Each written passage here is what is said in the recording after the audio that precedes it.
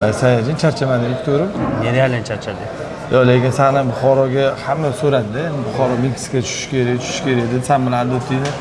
O'shaning uchun biz turib oldik. Sen juda ko'p Buxoro Meksikada o'ynab yurgansan-ku. Nima deysan o'zi kompyuter yoqdimi? Kompyuter zo'r, вообще четкий, реальный.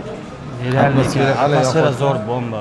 Endi men asosan harakat qilganim sherigim bilan mana senga o'xshagan prolarni yetishtirish deb aytdi. Реальный четкий ekan. Endi hozir mana shu match bo'lgandan keyin biz kezguni ham boshlaymiz.